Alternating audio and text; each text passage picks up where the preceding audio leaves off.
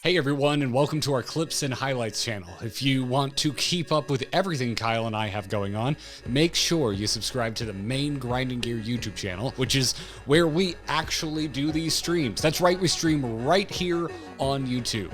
Oh, and sub to the Grinding Gear podcast. Apple, Google, Spotify, really any podcast platform. We're probably there. Thanks. Hello, everybody. Welcome to what is this called? The Grinding Gear Podcast. Oh my God, Garrett's gone so rarely. I almost said Into the Nexus for a hot moment. Hi, I'm Kyle Ferguson. I'm joined by two guests today, and all of our hopes are with Garrett, for he is making his way across the Dallas airport. He made it. He did? Okay, he made the Okay. hosting, and he got some rest. Oh, good. So good. it seems like, according to Twitter, he's doing all right now. Oh my goodness, he's been in a right state. That was a heck of a travel for him. He'll be back next week. He is out, and I am joined. That first voice you heard was Kristen Ashton, joining me right next to me. Hi, Kristen. Hi. Also, John Jagger. You may know him as the MS Curator from the Core Podcast, from There Will Be Dungeons. Kristen from There Will Be Dungeons, too. I forgot that part. And other places across the web. John, good to see you. Hello, thanks for having me back. I'm really excited to be here for this one. This one's gonna be good. Settle in. It's a pleasure to be here with you both. As it is your first time on the show, Kristen, where would you like to point people to? Where are you from? Tell everybody about what you're up to.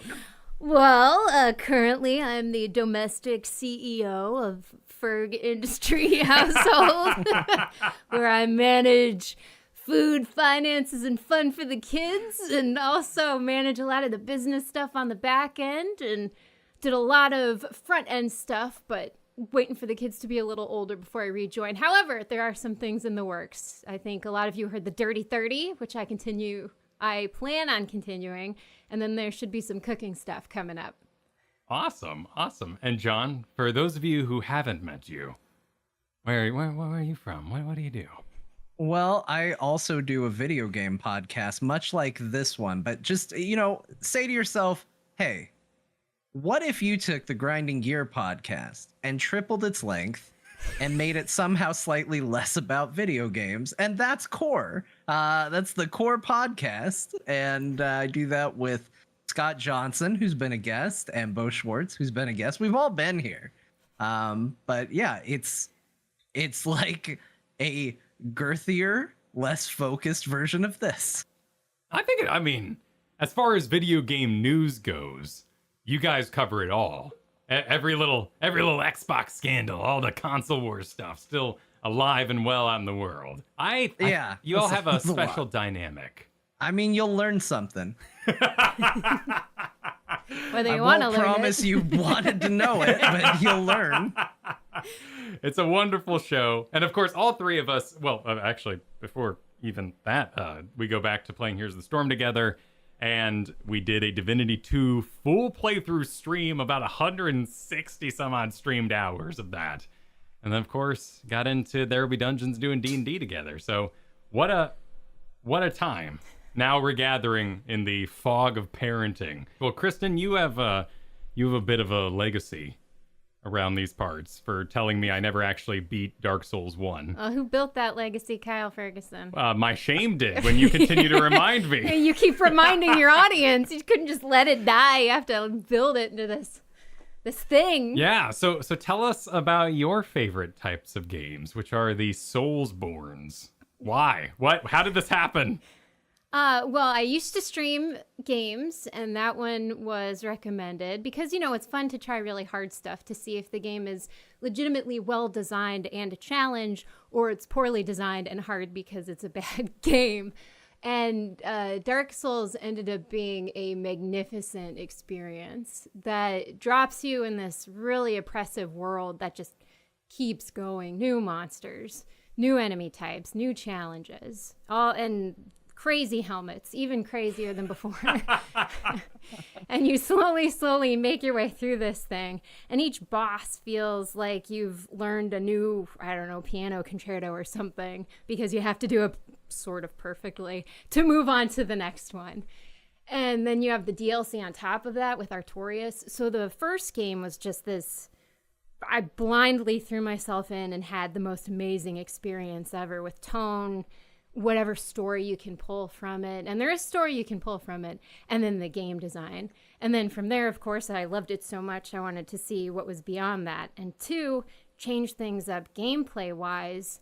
And a lot of people don't really like it because of that, but 2 really is a cool, unique experience in and of itself. And then 3 came along, and then you really feel this refining of what they started in 1. And then I jumped to Bloodborne and tried that one out, and now I'm on Sekiro. And then after that, I'll be doing Demon Souls. It's just, it's fun. And to those who would say it's too hard and you don't really like hard video games, you can make it easy for yourself. A lot easier for yourself.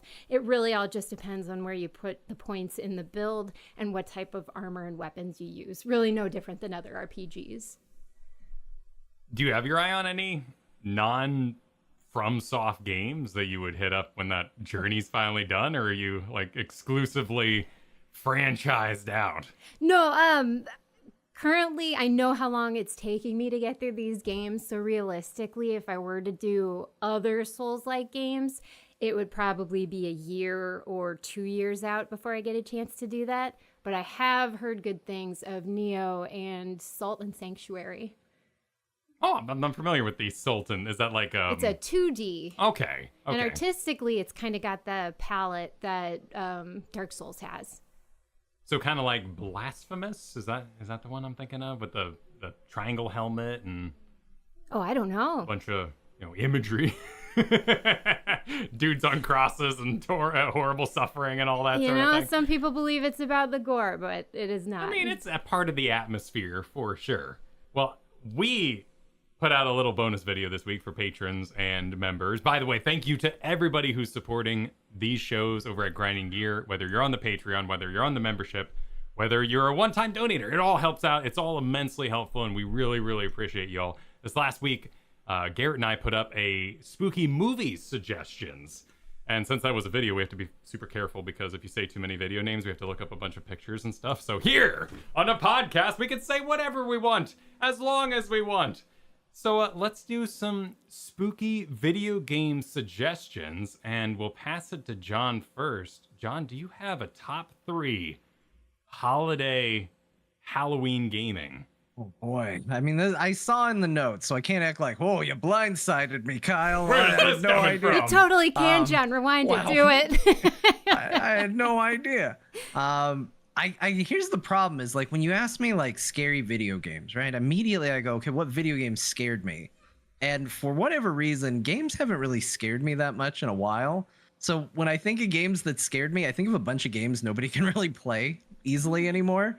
And it feels weird to recommend games that people can't easily get their hands on, but you know what? I'm going to do it anyway. So I'm going to say like number 3 on that list there. Is a little game called Eternal Darkness. This was a GameCube exclusive. Dust your GameCubes off, everybody. Go find it. And basically, Eternal Darkness was this game that was kind of in your vein of Resident Evil, where it was kind of the tank controls, and it tried to tell this epic, spanning story over the history of time. All presented from a girl investigating the murder of her grandfather, I believe. And it just keeps getting more and more elaborate. And the game is known very much for gimmicks, but it's still a good gimmick. So whenever you looked upon an enemy in the game, they would drain your sanity. Oh, yes. And the more sanity you lost, the more chance you would have to experience weird effects. Now, some of these don't hold up at all today, but back in the day when all of our TVs functioned basically the same way, they were really good. So you would be playing and all of a sudden well, you all know the one from a while back when it was the green volume with the little green bars at the bottom of the screen would pop up on your TV and would just start going all the way to max. And for most of us who had a TV that displayed volume in that way, because they all did, you'd go, oh, no, because like I would be playing late at night. Don't wake up mom and dad. Oh, I don't want to wake up mom and dad. That's the scariest part of the game.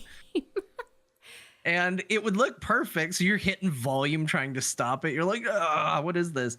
So it would do things like that would kind of break the game. Like that's pretending to be your TV. Occasionally it would do one where it would say like, it'd take you to a title screen and it would say, thank you for playing the Eternal Darkness demo. Please make sure to pre-order or purchase the full game when it is released. And, or it would do a silhouette of a bug running across your TV. But some of it would be stuff in the game. Your character's head would just randomly pop off, maybe. And things like that would happen during your playthrough as you lost sanity. And it was a really great gimmick, but it was a really great gimmick on top of what I think was actually also a really good horror game. Like, there's these gimmicky things that I will always fondly remember, and there's a ton of them. But I think the core game that was there was also just actually really good. And it was my first time ever experiencing that, like, old gods kind of story. Like, it's not directly like Cthulhu or anything like that, but it was certainly the first time that someone was like, what if there was a ziggurat dedicated to old gods beneath a barn? And I was like, I didn't know that could happen. Sure. And this is news to me. And so it really freaked me out, and it seemed really, really cool as a result. So Eternal Darkness, go find a way to play it today. So this is Eternal Darkness. What is this? Sanity's Requiem? Yeah. Okay, so there's only one. So the Sanity's Requiem part is not a sequel or something. Nope. I think they did try to get a sequel going a couple times. It never really quite made it. Curse of the Black Pearl, things do this, but it's always a little confusing. But I mean, this looks kind of decent. Like the skin textures are okay. I mean, basically, if it looks as good as I don't know why this is my standard, but the Phantom Menace game from LucasArts. Okay. I'm like, this is holding up. This looks great. I really like sanity mechanics. I know a lot of them nowadays get poo-pooed as delay mechanics because it's often like, sit in the corner until you calm down. But I think they're wonderful. Yeah, and it never really felt like, okay, you got to go relax. It was... because I actually don't know if you could recover sanity. It almost felt like it was its own meter. I'll say the biggest thing that it feels dated about this game today is the controls. This game plays horribly. It does not control very well at all. We have since figured it out. But it's just a really... it was a really effective use of it, whether it was pretending the game was muted. I'm seeing chat throw a bunch of things in there. Yeah, it did pretend like your save got deleted. Like... it did a lot of different things to mess with you, but it was all really quick. And then it would just cut back to your character and the character would be like, this isn't really happening. And then they'd go on about their business. And sometimes it could get a little discordant. You're playing as a Roman soldier and then he's freaking out because he thinks your GameCube save file's corrupted. Sure. Yeah. At the same time, it's just fun. It's just in the spirit of it. And, it was a fantastic game. Has stuck with me my entire life. Multiple different endings, multiple different old gods, secret stuff in there, a cool magic system that involved chanting words. Like, there's just a lot to like about it. I don't think it's the medium you're playing in, right? Like, I've been called out as DMing where they're like, wait, this puzzle's basically Sudoku, Kyle. I'm like, I know, but I'm doing my best. I'm doing all I can, please, accept the content. That's a cool pick. Kristen, your first pick of the holiday suggestions. Ooh, well, if we're going to go with classic older ones, Fatal Frame 2, Crimson Butterfly. I think that was PlayStation 2. That was, I think, the first game that legitimately scared me. But that's Japanese horror, and I've come to find that well-done Japanese horror is... It's scary. So you have to go through a haunted Japanese village. You're trying to find your twin and figure out what happened. Bad things happened. Oh, twins. Yeah, it's already getting weird. Horrible things happened. So this, just because I enjoy the summary of it so much, can you tell us what the mechanics of Fatal Frame are? Oh, yeah. So this one, you have to be brave enough. You get a camera obscura. And so in order to see and fight the ghosts, you have to hold up the camera and it switches from third person, which, can be a bit more manageable in horror games, to first person, where you're looking around trying to find this horrible thing that's after you. And the end boss is great because if she hits you once, you have to restart the ending again. She's a toughie. So you basically have to look at the thing. There's no not looking at the thing. Yeah, you have to look fear in the eye. Is that where you developed your grid-based moving? Because not. I am gonna call you out here. It's my show. You're guessing on it for the first time. I apologize, but Kristen has this way of moving in horror games where she fixes her camera one direction and then moves as though on a grid where she can't turn her head. Oh, so that's because you soft focus. So if you've ever done Halloween Horror Nights, right? These houses are so cool. Like, the decorations in them and theming are amazing, but it's terrifying. So what I do to get through these places is I soft focus. I stare straight ahead. You can sort of see what's jumping out at you from the side. You can take in all the horror, but you don't have to look at it. You just keep going. Oh my gosh, I love this. Yeah. This is a great solution. It's basically like somebody has decided to play only using the left thumbstick and they're just not going to touch the right one. There's no need to, right? It's horrifying as like an onlooker though, because she'll walk right by completely open rooms, like just go down a hallway and not look in all the sides. No. So then what's scarier? What Kyle does, which is like stare into boxes ever so slowly and then slowly look around where something could jump in your screen, or keep your focus where, you know, something's right here screaming at you. You're not looking at it. All you have to do is hear it. It'll go away. It's fine. But you're not looking at it. So now I'm curious, John, because that is a fixed camera corner game. Big, you know, when everything's a JPEG except for the characters. You enjoy these as well. Did a Resident Evil make your list? Okay. Well, you know what? We've already talked about, because I don't really care about order. I haven't really thought about what I would think are the scariest games ever. So yeah. I do want to give a special shout out to, again, I'm going old school with all of these, the original Resident Evil 2. Yeah. I need to talk about this game because for me, the original Resident Evil 2 was the first time that, like, hey, a video game can be scary was really seriously presented to me. Like, there were times I was scared playing a video game. I got scared as a little kid playing Myst. I was pretty sure something was going to go down on that island. Yeah. It never did. But I was 100% certain. Those books. Yeah. I mean, like, there's scary stuff there. You can see a skull if you want. But, like, nothing ever really happened. It goes hard, man. Tension, right? Yeah, as a kid, like, tension is just scary. Yeah, I thought they were just saving it up. They're like, they're just waiting for me to let my guard down, and then they're gonna get me. And I was convinced, and like hours later, like, they're just waiting. I'm gonna say ever vigilant. But no, Resident Evil 2 was the first time where I felt like, okay, this is a game that is absolutely intended to scare me, and it's working. And I think heightening that experience for me, I didn't own a PlayStation at the time, but I had a friend who borrowed it from a friend and then brought it over. And the only rule they had was that we couldn't save our game. They weren't going to let us use their memory card. So we got a PlayStation with no memory card and a bunch of games to play with. And so every run in Resident Evil 2, we had one life because there was no reloading.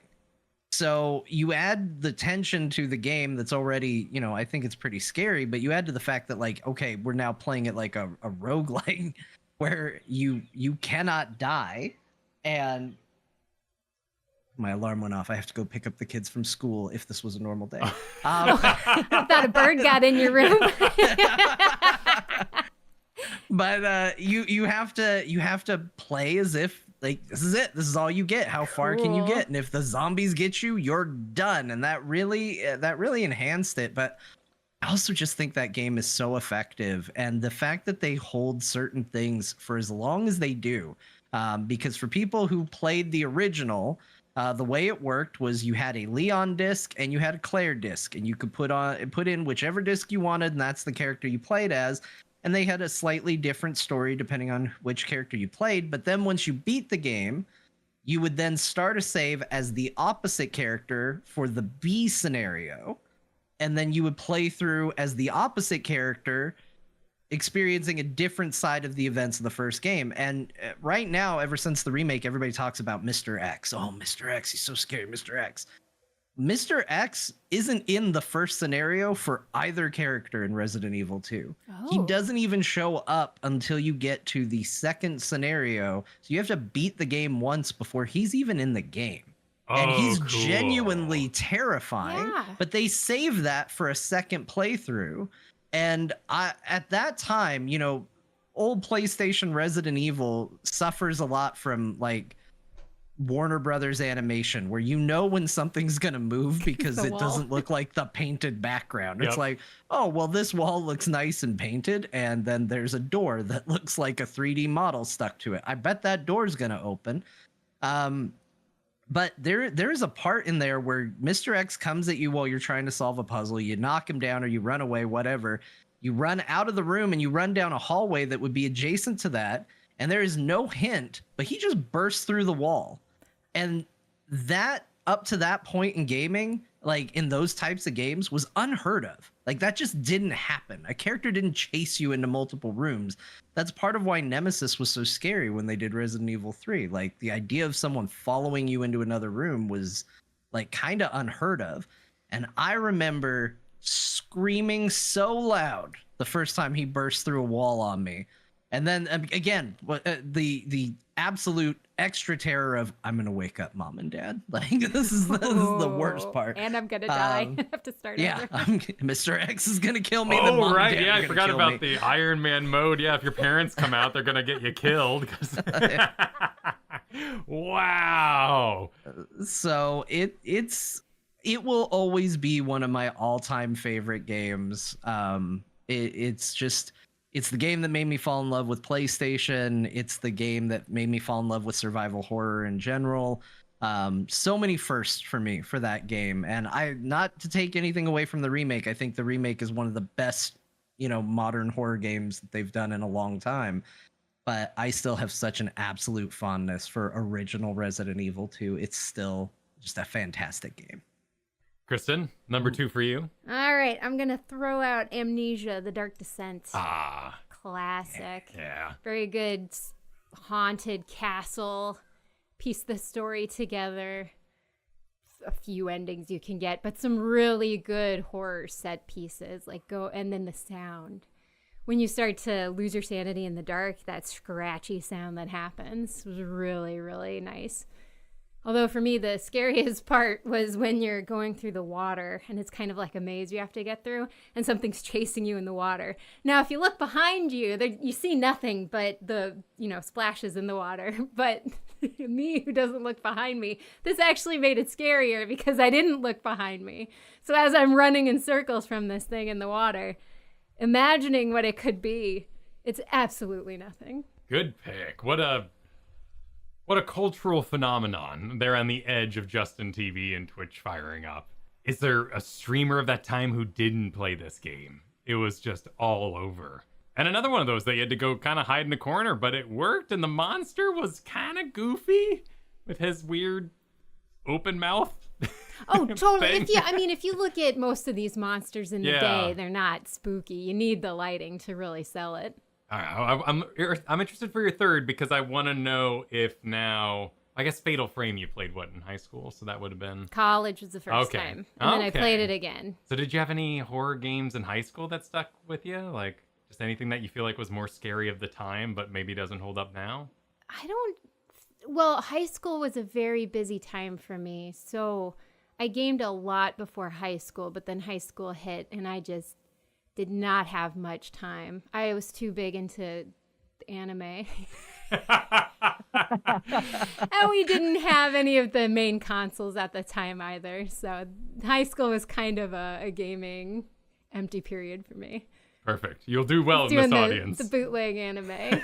My friend, his dad. I just love, as Kristen was saying that, I was like, wow, listen to how responsible she is. I thought this was going to end with I was just too busy into my studies. And I was thinking about my stepdaughter, and I'm like, maybe she'll figure it out. And then I was just too busy into anime. I was like, oh, no.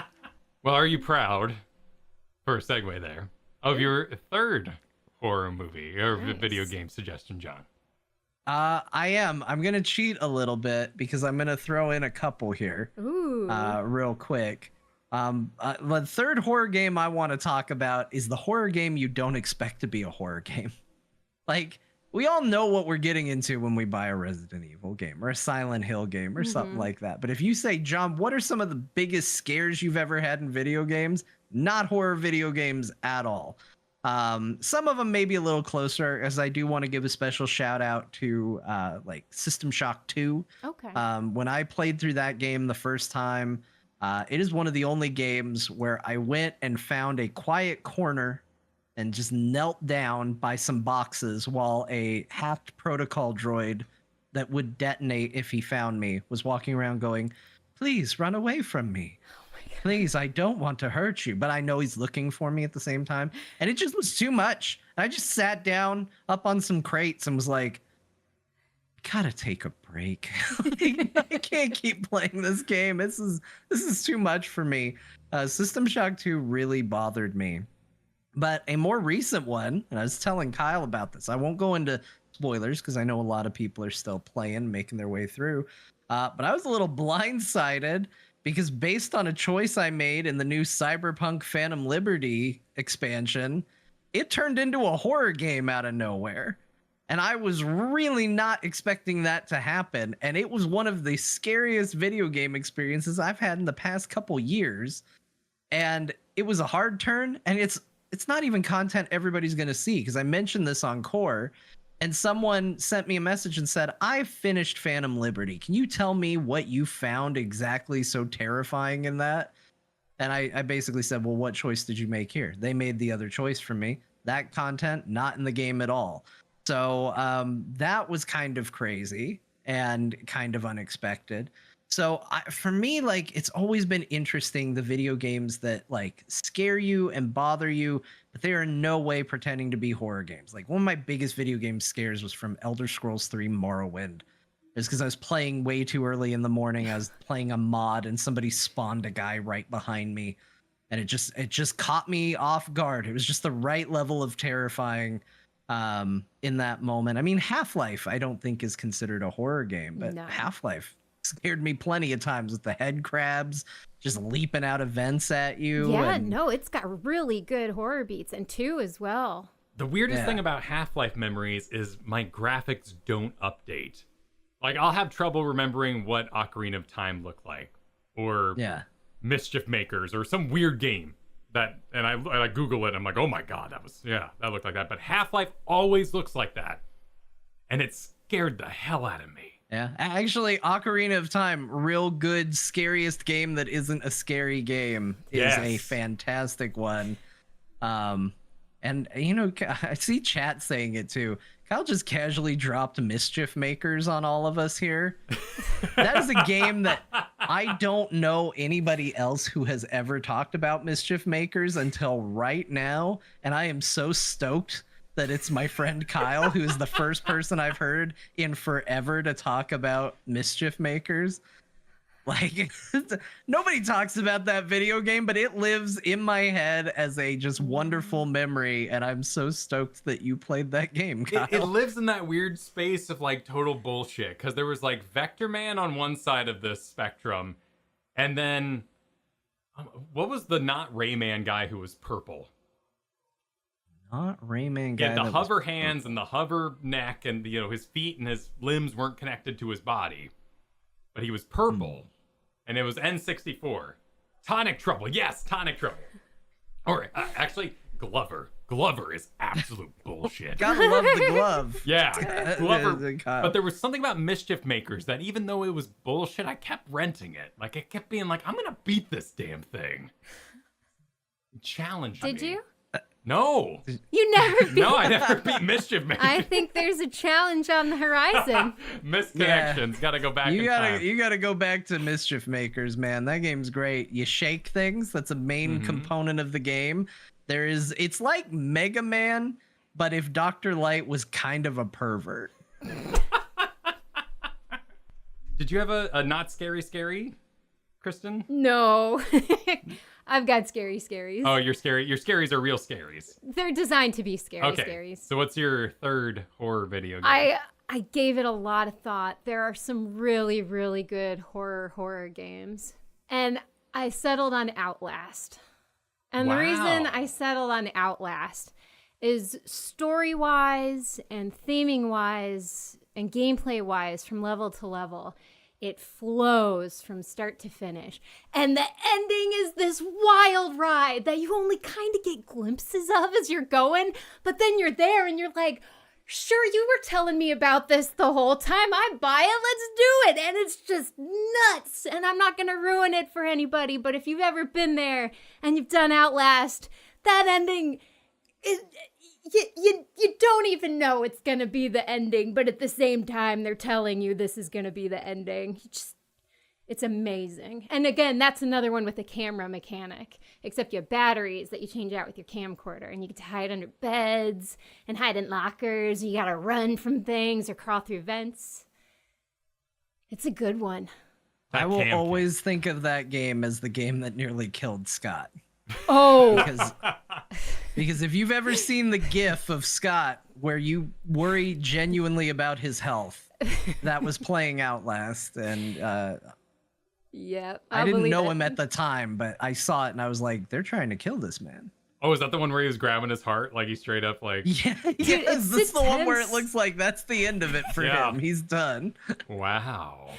So the camera, like, did it get better? Because you dive into that game and it's just a big note factor. What do you mean it's a big note factor? Well, it's so restricting. It's a perfect horror element because it restricts your view. Yeah, and you can't fight anything. You don't get any weapons. I don't remember.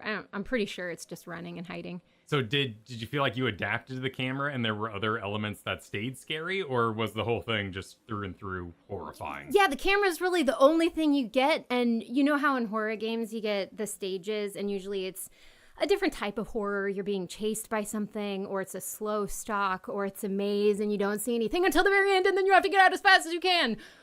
This one, you're going to the basement. There's generators. You got to turn back on, but as soon as you turn it on, you know something's going to come after you.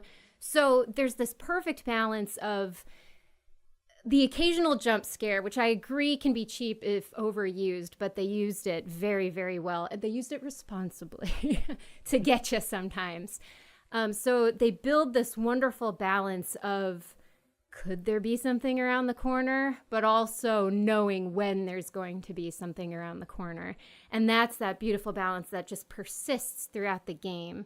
And sometimes you have safe times where you know you're not going to be chased. And then, of course, it all goes to heck and back, and you're right back into the devil's anus.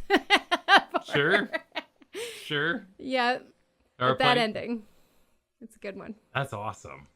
I tried the second one more, but it seemed like everything was a penis-based attack. There was a weird theme going on there. The second one kind of took the Silent Hill 2 motif, where it told a story, a very tragic, sad story, and it did it through the monsters and the horror. It did a good job building upon different things, but this one kind of took you into the world and took you out of a single place, like the insane asylum in the first one. So I think because of the subject matter, it received very torn reviews. But gameplay-wise, they really did a lot to expand on the first one. And it wasn't as good as the first one in terms of, like, sticking it all together and this masterpiece of horror from start to finish. But it did a lot of things to build upon the first one that were good. Okay.